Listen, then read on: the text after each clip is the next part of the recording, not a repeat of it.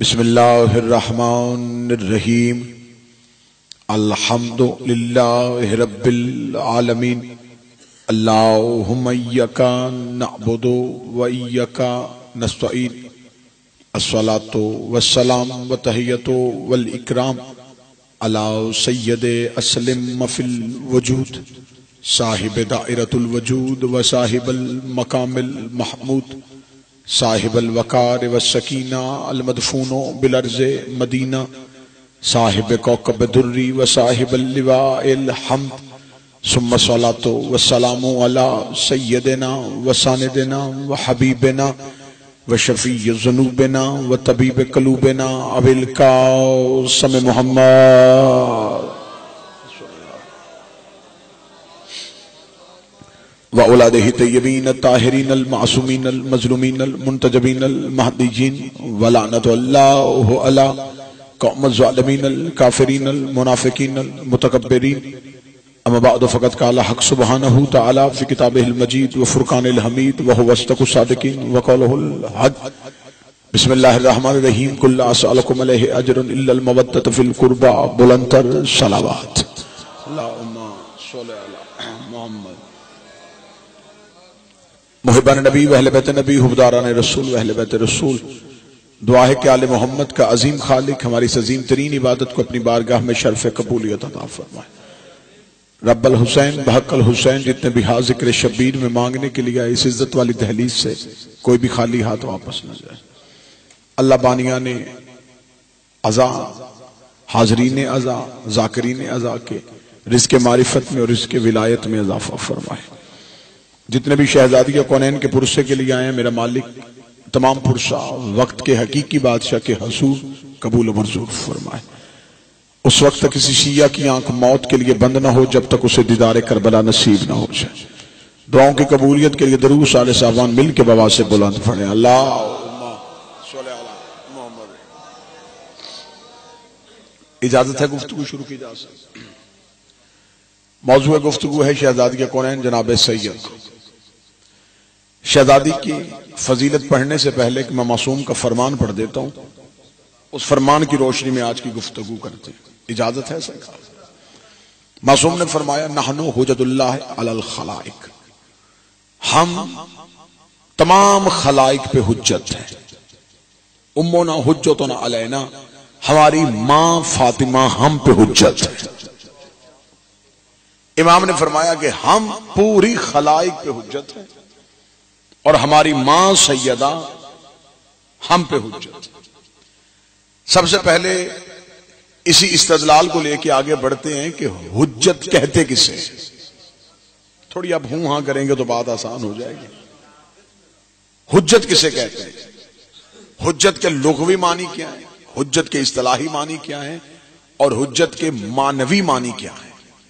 کیونکہ جب تک ہم لفظ حجت کے معنی کو نہیں سمجھیں گے ہمیں حجت اللہ کا نہیں پتا چلا سکتا۔ اور آپ بے شک اپنے بچوں کو پی ایچ ڈی کی ڈگری لے دیں، لیکن جب تک آپ حجت کے اختیار انہیں نہیں سمجھائیں گے اس کا مطلب آپ نے انہیں کچھ بھی نہیں سمجھایا۔ اسی لیے تو دعائے معرفت میں بار بار کہا جاتا ہے کہ میرے اللہ ہمیں ہماری حجت کی معرفت عطا فرما۔ آخر حجت کسے کہتے ہیں؟ لفظ حجت آپ نے بار بار اس ممبر سے سنا ہے اور آپ کے کانوں میں یہ لفظ موجود ہے، لیکن حجت کے میں معنی آپ کو سنانا چاہتا ہوں۔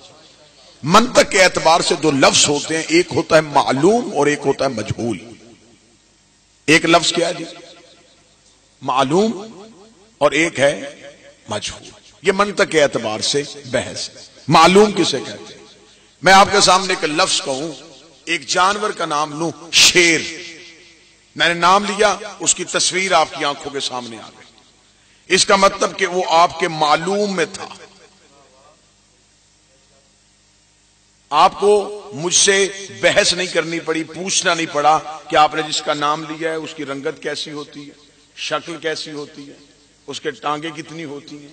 آپ کے معلوم میں تھا، صرف میں نے نام لیا اور آپ کی آنکھوں کے سامنے اس کی تصویر آ گئی۔ ایسا ہی ہے، یہ تھا معلوم میں۔ اب دوسرا لفظ میں ممبر سے لے لے تو میں کہتا ہوں فرشتہ۔ اب آپ کے ذہنوں میں تصدیق ہے، تصویر نہیں۔ آپ کو یہ پتا ہے کہ یہ ہوتا ہے، یہ نہیں پتا کہ کیسا ہوتا ہے. میں آپ سے کہوں جنت آپ کو یقین ہے تصویر نہیں آئی. میں کہوں جہنم خوف ہے تصویر نہیں آئی. اس کا مطلب کہ جو آپ کی آنکھوں کے سامنے عیاں نہ ہو سکے اسے مجہول کہتے ہیں. جو آپ نہ بھی دیکھیں اور آپ کے علم میں ہو اسے معلوم کہتے ہیں. یہ ہے منطق میں معلوم اور مجہول کی تعریف. اب بے شک داد نہ دیجئے گا, دعا ضرور دے دیجئے گا. حجت کسے کہتے ہیں؟ جو مجہول کو معلوم کر دے اسے حجت کہتے ہیں. میں نے بہت سادگی سے آپ کو سمجھایا. جو مجہول کو معلوم کر دے اسے حجت کہتے ہیں. اسی لیے انہیں حجت کہتے ہیں کہ دنیا نے اللہ دیکھا نہیں تھا, انہوں نے منوایا. انہوں نے دنیا کو بتایا کہ اللہ کیا ہے. انہوں نے اللہ پہ دلیلیں دی, انہوں نے جنت پہ دلیلیں دی, انہوں نے قبر کے سوالوں پہ دلیلیں دی, انہوں نے حشر کی گرمی پہ دلیلیں دی. دنیا جو کچھ معلوم نہیں رکھتی تھی انہوں نے مجہول سے انہیں معلوم کر دیا. انہوں نے بتایا کہ اللہ ایسا ہوتا ہے کیونکہ ان کے پاس اللہ کی دلیل یہ تھی. انہوں نے بتایا کہ اللہ رزق دیتا ہے, اللہ بچے دیتا ہے, اللہ عزت دیتا ہے, اللہ زندگی دیتا ہے. لوگ پوچھتے تھے کیسے دیتا ہے, انہوں نے بیٹے دے کے بتایا کہ ایسے دیتا ہے. انہوں نے رزق دے کے بتایا کہ ایسے ہوتا ہے. یہ دلیلیں بن کے آئیں اللہ پہ. انہیں اس لیے حجت اللہ کہتے ہیں, یہ اللہ کی دلیل ہے. انہوں نے اپنے کرم سے بتایا کہ وہ کریم کتنا ہے. انہوں نے اپنی رحمت سے بتایا کہ وہ رحیم کیسا ہے. یہ اللہ کی وحدانیت پہ دلیلیں بن کے آئی تھی کیونکہ وہ نظر نہیں آتا تھا, وہ یہاں آ نہیں سکتا تھا, ہم وہاں جا نہیں سکتے تھے. وہ یہاں آ جاتا وہ نہ رہتا, ہم وہاں چلے جاتے ہم نہ رہتے. اس نے درمیان میں یہ حجتیں رکھ دی. یہ نہ وہ ہے نہ یہ ہیں. آپ خاموشی سے سن لیتے تو میں نے بھی اس لیے خشک موضوع کا انتخاب کر لیا. یار وہ یہاں نہیں آ رہا, ہم وہاں نہیں جاتے. اس نے درمیان میں انہیں رکھ دیا. وہاں جاتے ہیں وہ ہو جاتے ہیں, یہاں آتے ہیں یہ ہو جاتے ہیں. یہ بھی نہیں ہے وہ بھی نہیں. جس نے یہاں سے دیکھے اسے اپنے جیسے لگے, جس نے وہاں سے دیکھے اسے اس جیسے لگے. ہیں وہ بھی نہیں ہیں یہ بھی نہیں, کیونکہ یہ وہ آئینے تھے جن سے اللہ نظر آتا تھا. انہوں نے بتایا کہ اللہ کیسا ہو, یہ اللہ پہ دلیل تھے, اس لیے یہ حجت تھی. معصوم نے فرمایا کہ ہم ہیں تمام خلائق پہ حجت, صرف ایک پہ نہیں, تمام خلائق پہ حجت. اور ہماری دادی بطول ہم پہ حجت. آئیے نوجوان تھوڑا میرا ساتھ دیجئے گا, جنہیں میچ اور حسین میں تھوڑے فرق کی وضاحت ہے, وہ یہاں بیٹھے ہوئے ہیں, چلے انہیں تھوڑی سی میں آسانی اور کر دوں. حجت کے اختیار کتنے ہوتے ہیں؟ لفظ حجت کی تعریف تو میں نے اپنی کم علمی کے اعتبار سے کر دی کہ جو مجہول کو معلوم میں بدل دے اسے حجت کہتے ہیں. اور معصوم نے فرمایا کہ ہم صرف ایک عالم پہ حجت نہیں, ہم تمام خلائق پہ حجت ہے. جو مینڈک کنویں میں رہتا ہے نا, اسے پوچھا جائے کہ کائنات کتنی ہے تو وہ کہے گا کہ جتنی نظر آ رہی ہے اتنی ہے, اس لیے کہ اس نے اس کے علاوہ دیکھا ہی کچھ نہیں. ہم یہ سمجھتے ہیں کہ شاید یہ جو دنیا ہے یہی کل کائنات ہے, جبکہ یہ کل کائنات نہیں. آئیے تھوڑا سائنس کی روشنی میں دیکھ لیتے ہیں. سائنس یہ کہتی ہے کہ ایک انسان کا جو والیوم اور وزن ہے, زمین اس سے 30 ارب زیادہ وزنی ہے. ایک انسان کے والیوم سے زمین کا والیوم 30 ارب زیادہ ہے. اور وہ کہتے ہیں کہ ایک سورج جو ہے وہ زمین سے 100 ارب زیادہ وزنی ہے. ایک کہکشاں کے اندر کئی ہزار سورج ہیں, ایک دنیا کے اندر کئی کہکشائیں ہیں. ایک عالم کے اندر کئی دنیایں ہیں اور ایک خلق کے اندر 18,000 عالم ہیں.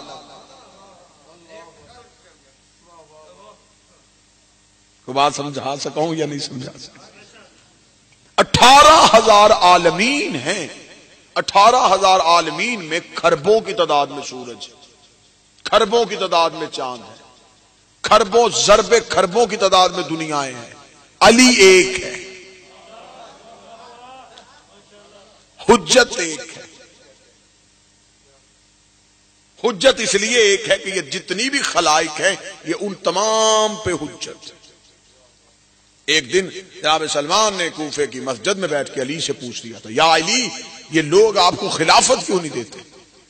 علی مسکرا کے کہا، آج سلمان میں تجھے اپنی حکومت دکھا کے آتا ہوں. میں تجھے بتاؤں کہ میری حکومت، تم کیا سمجھتی ہو کہ یہ چند لوگوں نے میری بیعت نہیں کی تو علی کو ان کی بیعت کی ضرورت؟ میں تجھے اپنی حکومت کا رقبہ دکھاؤں. یہ حدیث غمامہ کے نام سے کتب اہل بیت میں موجود ہے. غمامہ کہتے ہیں بادل کو. حدیث غمامہ بادل والی حدیث کتب اہل بیت میں تواتر کے ساتھ نقل ہوئی. معصوم نے فرمایا امیر المومنین نے کیا میں تجھے اپنی حکومت کا رقبہ دکھا کے. کچھ روایات میں ہے کہ جناب ابو ذر بھی ساتھ شامل تھے، کچھ میں جناب سلمان کو تنہائی میں ساتھ لیا اور علی نے ایک بادل کے ٹکڑے کو زمین پہ بلایا. علی اس بادل کے ٹکڑے پہ سلمان کے ساتھ بیٹھ گئے. بادل کے ٹکڑے نے سفر کیا اور ایک ایسی دنیا اور ایک ایسے عالم میں پہنچ گیا جہاں پر چاروں طرف برف کی طرح سفید مخلوقات تھی. یہاں دوسرا رنگ نظر کوئی نہیں آ رہا. وہاں پر نورانی سفید تخت ہے جہاں پہ علی جا کے بیٹھے. خوبصورت جوان علی کے سامنے ایسے زانو ٹیک کے بیٹھ گئے جیسے لائق شاگرد استاد کے سامنے بیٹھتے. نہ سمجھ آنے والی لہجے میں علی نے ان سے گفتگو کی. علی نے انہیں چند راز بتائے، عبادت کروائی اور علی اسی بادل کے ٹکڑے پہ بیٹھے. ایک ایسی کائنات میں علی لے کے سلمان کو چلے گئے جہاں پہ سرخ یاقوت کی زمین تھی. سرخ یاقوت کا سورج سا، یاقوت ہی کا تخت. علی اسی تخت پہ جا کے بیٹھے. لوگ علی کے سامنے آ کے کھڑے ہو گئے نہ سمجھ آنے والے لہجے میں. پھر امیر المومنین بولے. بڑی لمبی حدیث کے ایک ایک کائنات میں ایک ایک عالم میں علی سلمان کو لے کے جاتے رہے. ایک ایک عالم میں سلمان چپ علی کو دیکھتا رہا. جب تمام عالمین کی سیر کروانے کے بعد علی نے کہا سلمان آنکھیں بند کر. سلمان نے آنکھیں بند کر کے کھولی. وہی کوفے کا ممبر تھا، اسی لکڑی کے ممبر پہ علی تھے. سامنے بیٹھے ہوئے چند لوگ تھے. جناب سلمان کی آنکھیں کھلی رہ گئی، منہ کھلا رہ گیا. جناب سلمان کی نہ آنکھیں بند ہو رہی تھی. سلمان نے آنکھیں پھاڑ کے صرف علی کا چہرہ دیکھ رہے تھے. امیر المومنین نے ممبر سے نیچے اترے، سلمان کے جھریوں والے ہاتھ پہ اپنے امامت کے ہاتھ کو رکھا.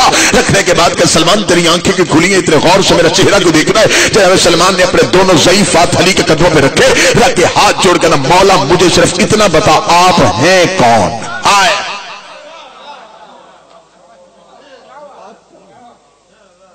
امیر نے فرمایا سلمان تیرا سوال یہ تھا کہ یہ بیعت کیوں نہیں کرتے جس علی کی 18,000 عالمین میں حکومت ہو. چند جاہلوں کی بیعت مجھے چاہیے کیوں؟ مجھے کیا ضرورت ہے کہ یہ میری بیعت کرے؟ یہیں پہ ایک اور واقعہ نقل ہوا ہے کہ امیر المومنین صحابہ میں بیٹھے یکلخت علی نے گفتگو کرتے کرتے منہ آسمان کی جانب کر کہا خدا تجھے جزائے خیر دے. اتنا جملہ کہنا تھا یا لوگوں نے آسمان کی طرف دیکھا علی کس سے گفتگو کر رہے ہیں. جب دیکھا آسمان پہ کوئی چیز نظر نہیں آئی، یا علی یہ کسے کہا خدا تمہیں جزائے خیر. علی نے فرمایا یہ ایک خلا میں رہنے والا پرندہ ہے جو کبھی زمین پہ نہیں آیا. یہ یہاں سے گزر رہا تھا، اس نے مجھے سلام کیا ہے.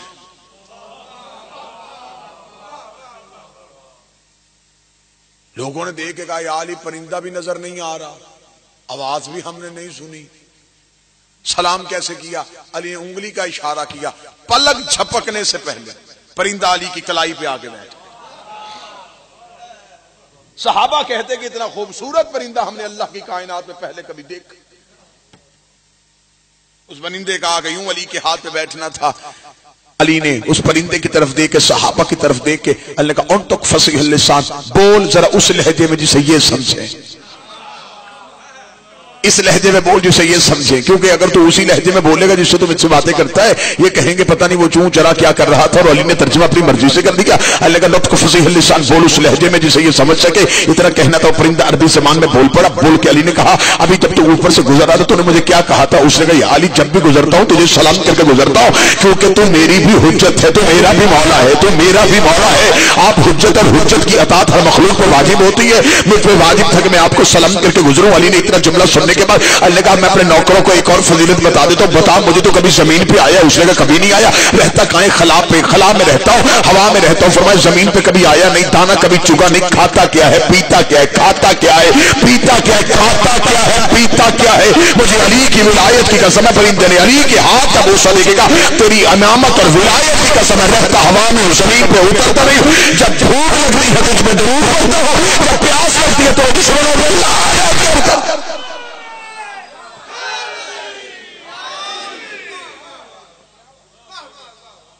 جب بھوک لگتی ہے تجھ پہ درود پڑتا ہوں۔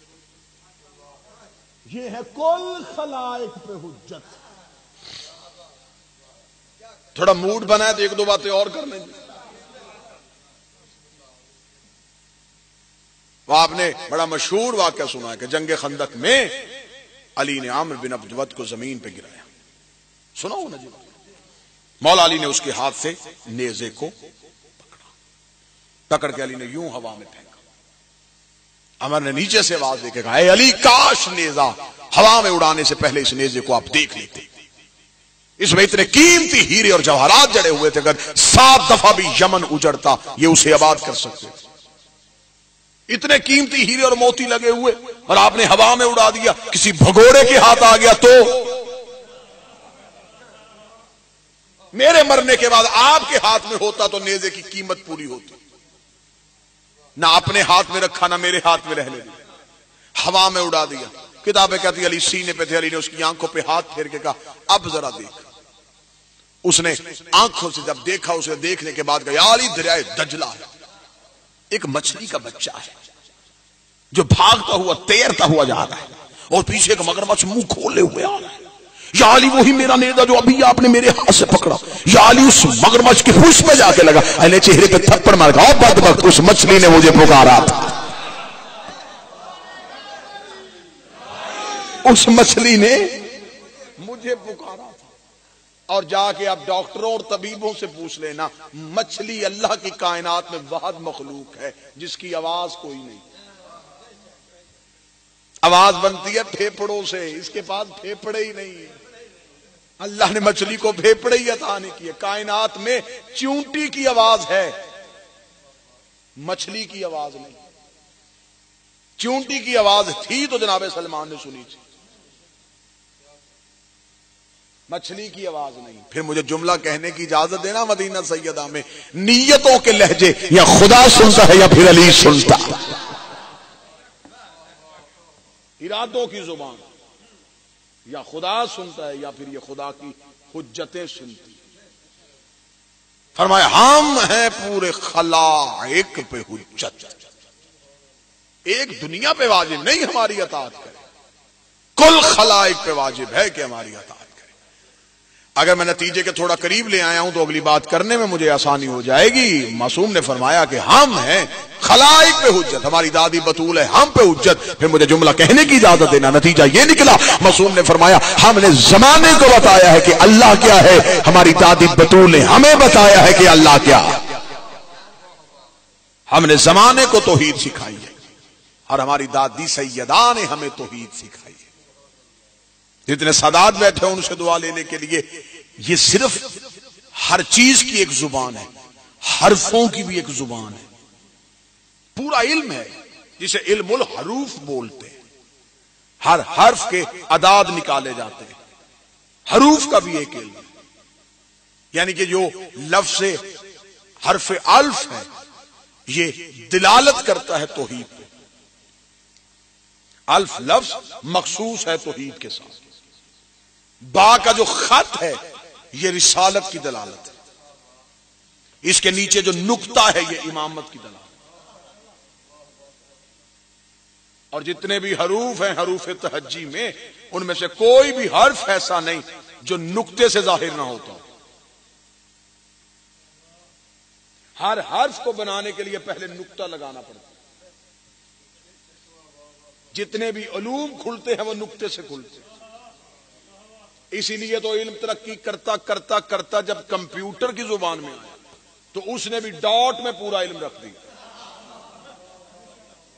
میں نوجوانوں سے مخاطب ہوں سرکار، آپ نے میتھ نہیں دیکھا تو کچھ تو باتیں آپ کو کر دی جائیں. ڈاٹ کے اندر تمام علوم کو مرکز بنا دیا گیا. ہر حرف نقطے سے شروع ہوتا ہے.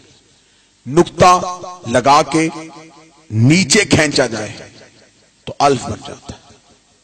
نقطہ لٹا دیا جائے تو با بن جاتی ہے. با ہے رسالت پہ، الف ہے توحید پہ. نقطہ نیچے سے اوپر گیا تو لہجہ بن کے بولا. نقطہ لیٹ گیا تو ہجرت کی رات نبی کو بچا گیا. یہ پورا ایک علم ہے، اس میں اشرے چاہیے کہ ہر حرف کہاں سے شروع ہوا تھا. اور جو نقطہ ہے یہ دلالت کرتا ہے امامت پہ. لے اب میں لفظ سیدہ پہ کہنے لگا ہوں کیونکہ میں اپنے موضوع سے بالکل منقطع نہیں ہوا. موضوع ہے کہ معصومین ہے کائنات پہ حجت، ہماری دادی بطول ہے ہم پہ حجت. اگلا لفظ میں نے یہ کہا کہ انہوں نے کائنات اور خلائق کو بتایا کہ اللہ کیا ہے، ان 13 کو بطول نے بتایا کہ اللہ کیا ہے. اس کی وضاحت ایسے کر دیتے ہیں کہ آپ جتنے بھی اسماء حسنہ ہیں، معصومین کے جتنے بھی نام ہیں، ان ناموں میں لقب چھوڑ دیجئے گا جو اصل نام ہے. ان ناموں میں کسی میں نام میں لفظ الف آپ کو نہیں ملے گا سوائے فاطمہ.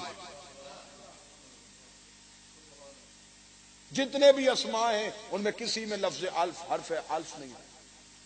الف صرف اور صرف جناب فاطمہ پہ ہے. الف ہے دلالت توحید کی.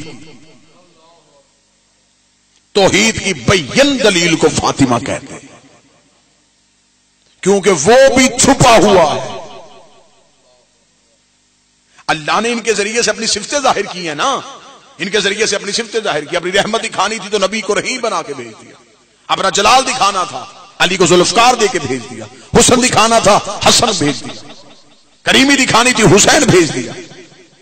خدا نے ایک ایک کے ذریعے سے اپنی ایک ایک صفت کو ظاہر کیا.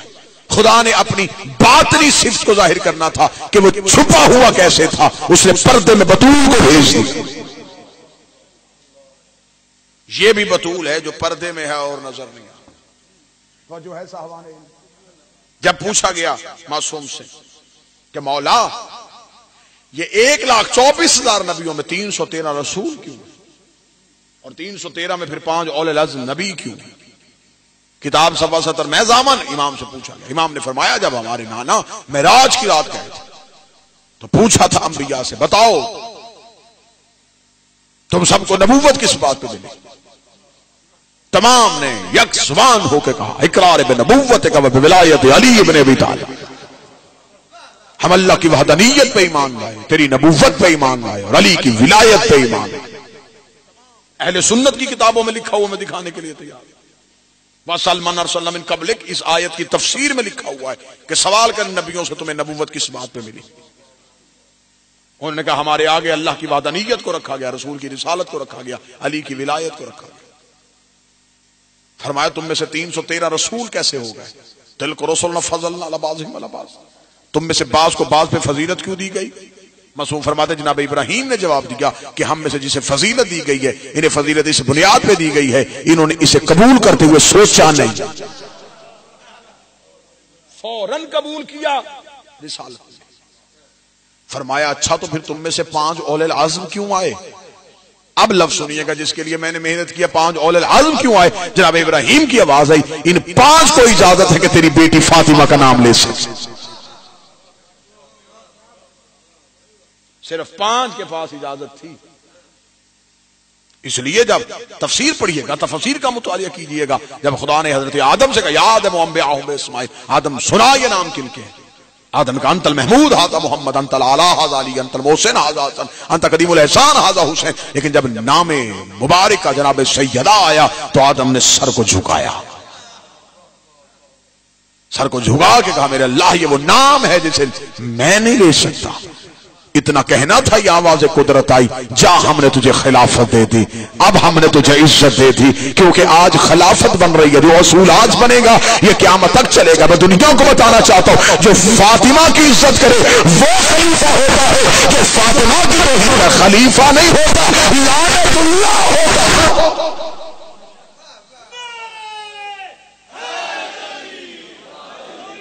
خلافت ملتی ہی عزت زہرا کی بنیاد. سبحان ربک رب العزت عما یصفون وسلام علی المرسلین. امام سے پوچھا گیا یہ اللہ کس اپنی عزت کی بات کر رہا ہے؟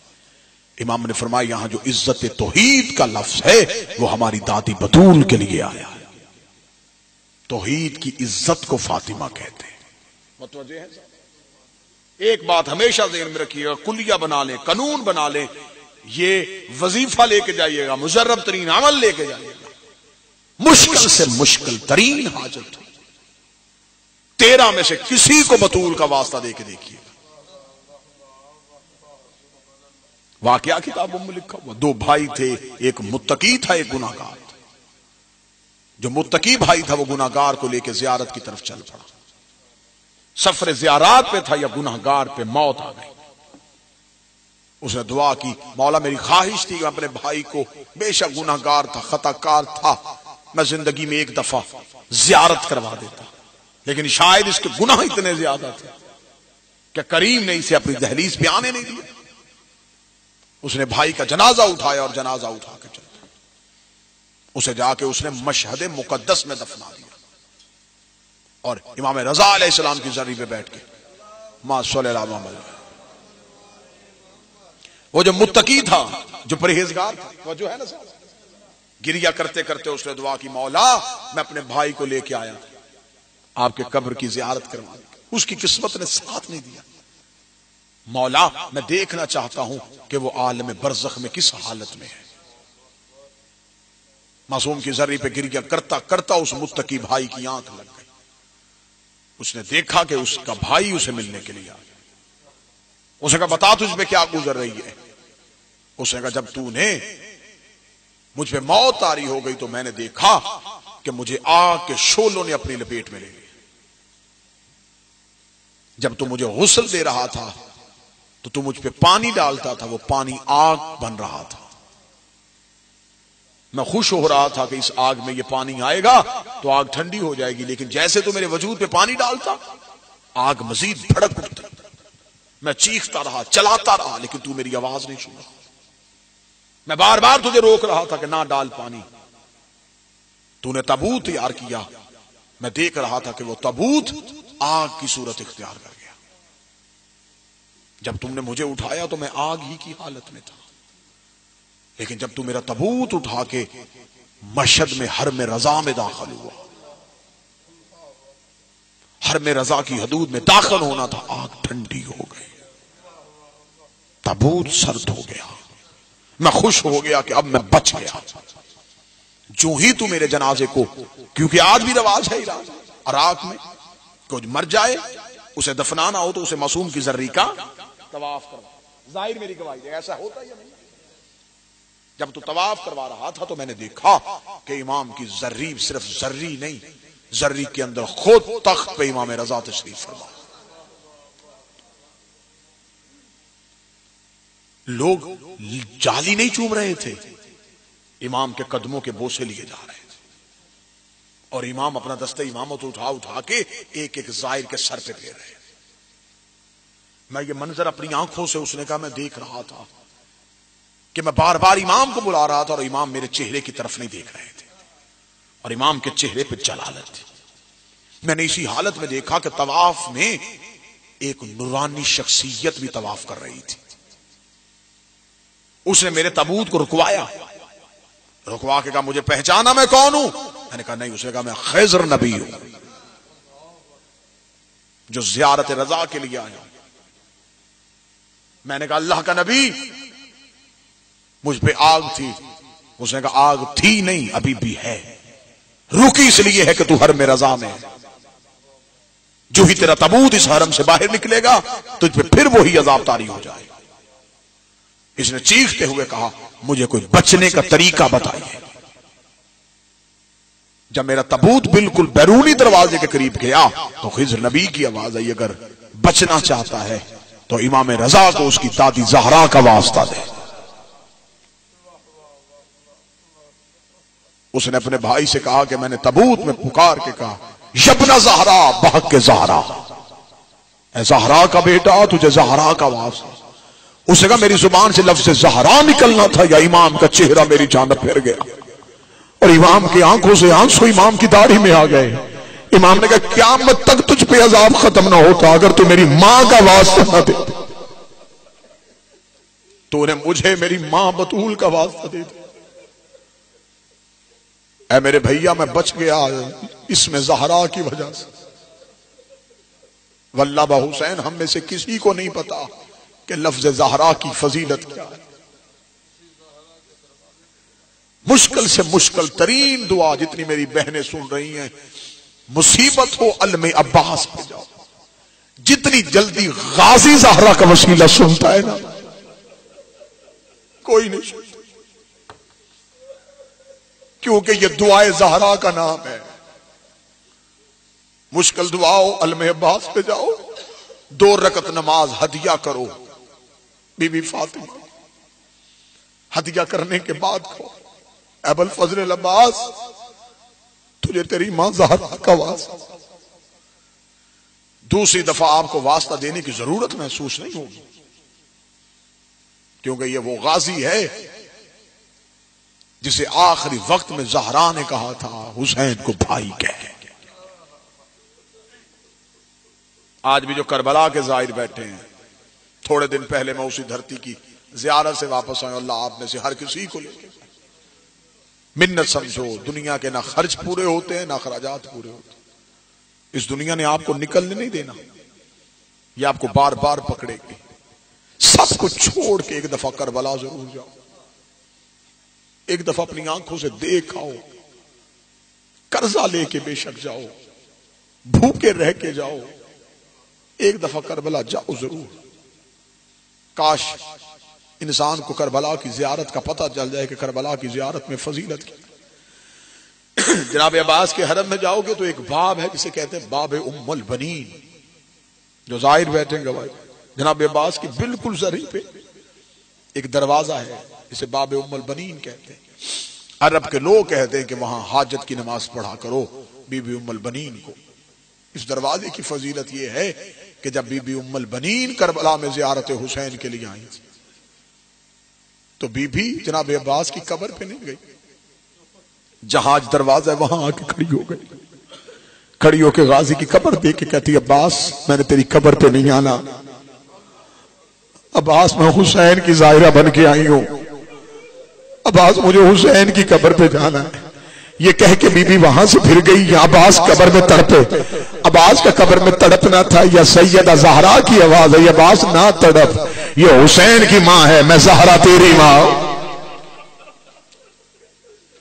عباس میں فاطمہ تیری ماں۔ جناب عباس کی زری پہ جا کے جناب زہرا کا واسطہ، علم عباس پہ جناب زہرا کا واسطہ۔ مشکل سے مشکل ترین دعا قبول نہ ہوتی ہو 2 رکعت نماز حاجت پڑھو جناب سیدہ کی۔ جو جوان بیٹھے ہو کوشش کرو، معمولات زندگی کو تبدیل کرو۔ موت یقینی ہے، سانس حلق میں رک جائے گا۔ نماز پنجگانہ کی پابندی ہو، کوشش کرو سادات کا حق سادات کے گھر تک پہنچ جاؤ۔ اگر تمہارے محلے میں کچھ سید زادی ہے اور وہ بھوکی سو رہی ہے اور تو پوری رات نماز پڑھتا رہے، بطول تیری نماز قبول نہیں کرنے۔ اولاد زہرا کا حق اولاد زہرا تک پہنچ جاؤ۔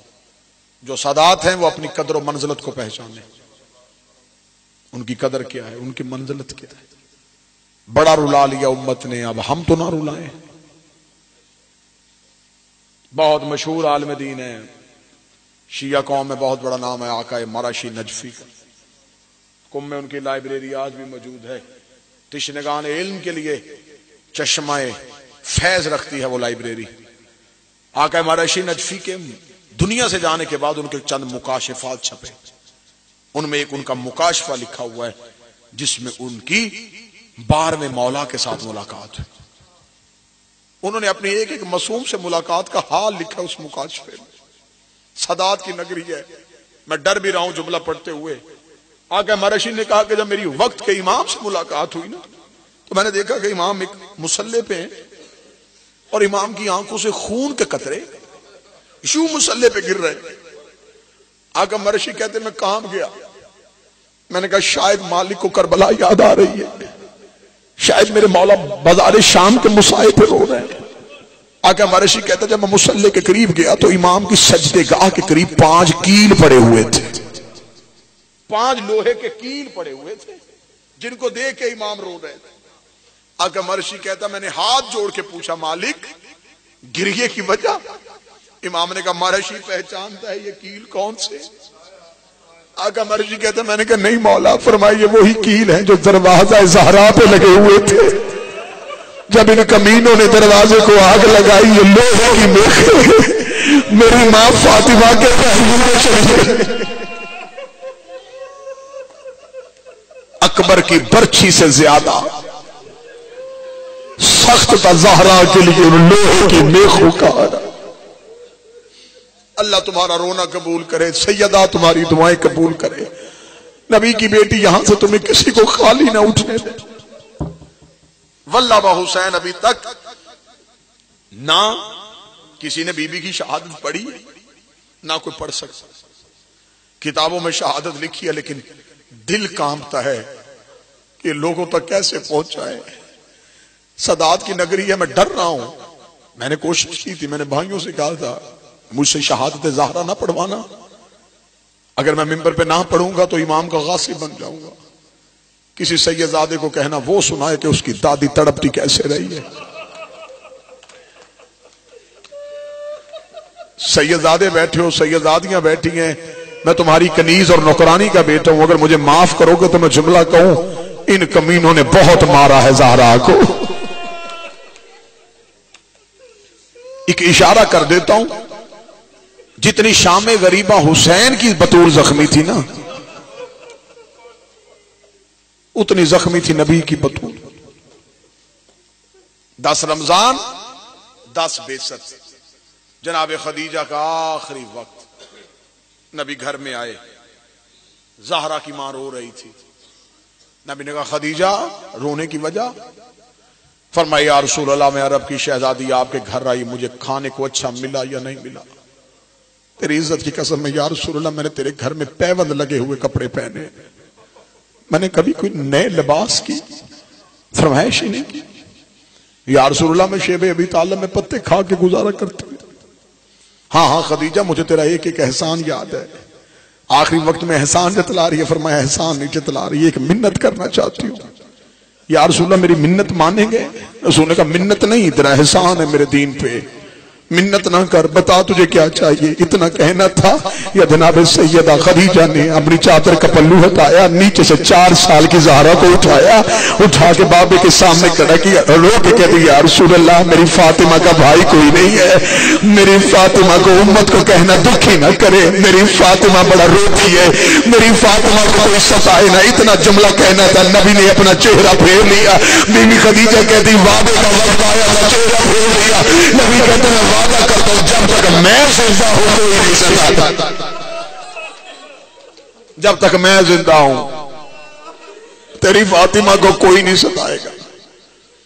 بی بی خدیجہ کی آواز ہے یا رسول اللہ اور جب آپ زندہ نہیں ہوں گے تو؟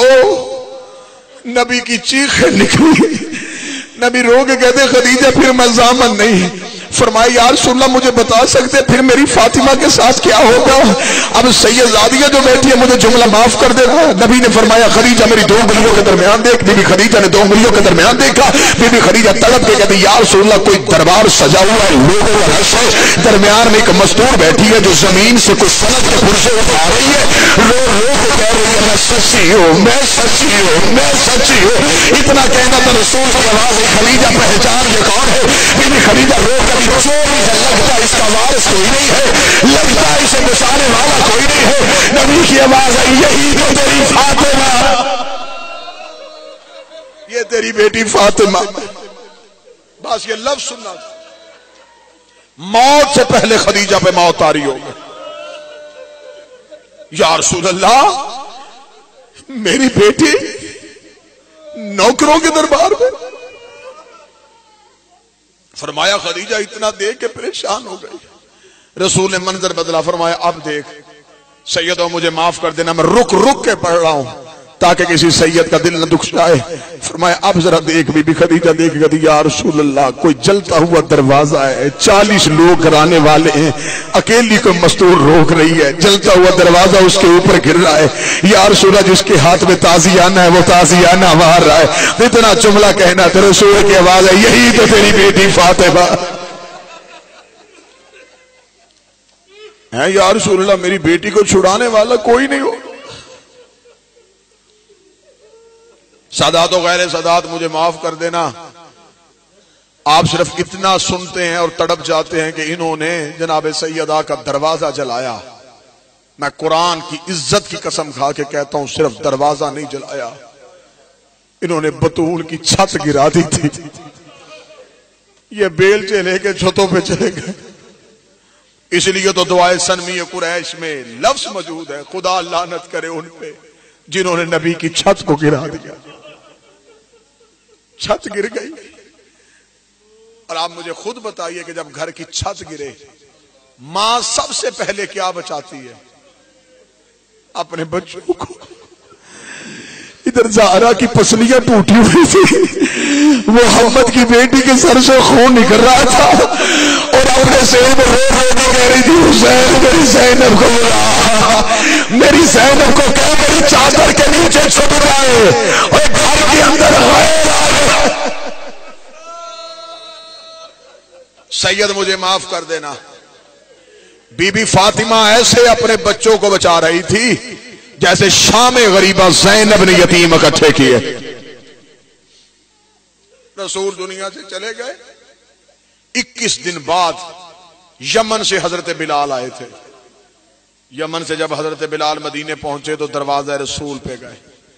دروازہ رسول پہ بلال کا جانا تھا. بلال نے جب دروازہ رسول پہ جا کے اپنی وہی پرانی آواز میں کہا نا السلام علیکم یا اہل بیت نبوہ, اندر سے حسن حسین تڑپ کے اٹھے رو کے کہتے اماں نانا بلال آ گیا. رسول کا صحابی تھا, اپنا نانا یاد آ گیا. حسن حسین روتے ہوئے ہے ماں کے دروازے کا پردہ اٹھایا, جناب بلال کے سینے سے لگ کے کہتے نانا بلال تو اتنی دیر سے آیا. فرمایا شہزادے آج میرے گھر لگے کیوں رو کے ہمیں رسول کی رسالت کی قسم ہے انہوں نے ہماری ماں کو بڑا مارا ہے. ہم دروازے پہ رو رو کے کہتے رہے اور کوئی ہماری ماں کو بچائے جس کے ہاتھ میں تازیانہ ہے. ایک سطر اور پڑھو. نانا بلال انہوں نے ہماری ماں کو بڑا. جاؤ جا کے سادات و غیر سادات پوچھنا بی بی دائیں ہاتھ سے تسبیح کیوں نہیں پڑھتی؟ یہ شہادت پورا سال تو پڑھی نہیں جا سکتی. اتنا درد ہے اس میں. کربلا کے 72 جنازے ایک طرف, چند منٹ کے لیے سیدہ کا دروازے کے پیچھے کھڑے رہنا. اگر کوئی سید مجھے اجازت دے گا تو میں روایت پڑھوں کہ بی بی دائیں ہاتھ سے تسبیح کیوں نہیں پڑھتی تھی؟ پہلو زخمی تھا, تسبیح دائیں ہاتھ سے کیوں نہیں پڑتی تھی؟ کتب میں لکھا ہے سیدادے مجھے معاف کر دیں. جب یہ کمینے گھر کے اندر داخل ہوئے انہوں نے مولا علی کے گلے میں کپڑا ڈالا. یہ علی کو کھینچ کے باہر لے کے آ رہے تھے. زخمی زہرا نے علی کی ابا پہ ہاتھ رکھا, ہاتھ رکھے کہا شرم کرو, یہ وہی ہے جس کا غدیر پہ نبی نے اعلان کیا تھا. زہرا کا ہاتھ علی کی ابا پہ آیا. مجھے بی بی کے غربت کی قسم ہے ایک کمینے نے تلوار کی نیام نکالی, اسے نیام زہرا کے ہاتھ پہ ماری. زہرا کی آواز یا علی یا شہید یا علی اب تو میرے ہاتھ کی انگلیاں بھی. سادات و غیر سادات مجھے معاف کر دینا. سر زخمی, چہرہ زخمی, پہلو زخمی, بازو زخمی, ہاتھ زخمی, ایک ایک سانس میں زہرا بد دعائیں دیتی رہی. آج ہم سے لوگ کہتے ہیں کہ عزت کیا کرو. کیسے عزت کریں؟ محمد کی بیٹی آخری سانس تک بد دعائیں دیتے گئے، بس آخری سانس تک بد دعائیں. اور 3 جمادی ثانی جب حسن اور حسین قبر رسول پہ گئے، جا کے کہا نانا منت ماننے کے لیے آئے ہیں، ہماری اماں بڑی بیمار ہے، نانا صحت لینے کے لیے آئے. قبر محمد کے چراغ بجھ گئے، آواز آئی شہزادو پلٹ جاؤ، ماں دنیا چھوڑ کے چلی گئی ہے.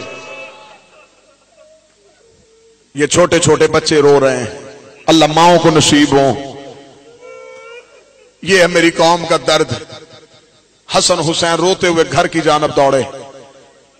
حسن کے قدم آہستہ ہو گئے، حسین کے قدم تیز ہو گئے. حسین تیز دوڑتے ہوئے گھر کے اندر گئے. فضا نے حسین کو روکا، فضا نے رو کے کہا مولا حسین رکیے، آپ کی ماں نماز پڑھ رہی ہے. فرمایا نماز نہیں پڑھ رہی، میں قبر رسول پہ تھا، نانے کی آواز آئی ماں دنیا چھوڑ کے چلی گئی. فضا نے حجرے کا پردہ اٹھایا، سجدے پہ تھی جناب زہرا، ایک ہاتھ پہلو پہ تھا، دوسرے ہاتھ میں فاطمہ کا تسبیح تھی. قالوا انا للہ و انا الیہ راجعون. شہادت نہیں، ایک درد پڑھوں گا. ہو گیا غسل، ہو گیا کفن، جنازہ تیار ہو گیا. علی کی آواز آئی ہر کوئی آ گیا. آدھی رات کو بطول کا جنازہ لے کے علی گھر میں بیٹھے تھے. آواز آئی ہر کوئی آ گیا. نہیں آیا تو کربلا کا غریب نہیں آیا. علی کی آواز آئی حسین کہاں ہیں؟ فرمایا وہ ماں کے حجرے کے دروازے کے ساتھ چپ کھڑا رو رہا ہے.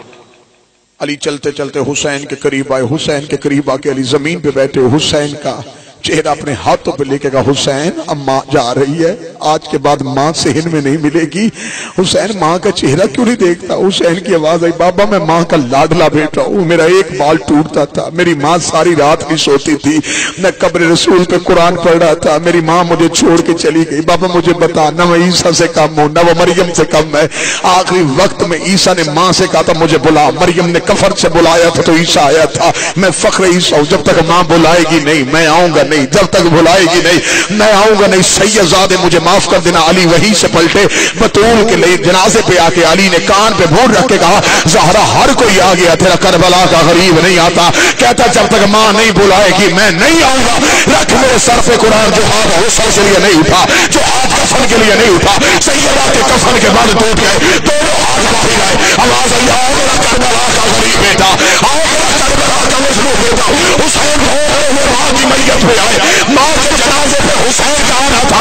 زہرا کی آواز آئی حسین میں نے قرضہ کر دیا، آج میں نے بلایا تو تو آیا ہے، کل کو تو بلائے گا تو میں آؤں گی. 10ویں محرم کو ادھر شہر میں آخری سرواری حسین کی آواز آئی اپنا فاطمہ، بی بی کی آواز آئی بلانا، اور میں گول میں سر رکھ کے بیٹھی، میں تو صبح سے جنازے اٹھا. اللہ اللہ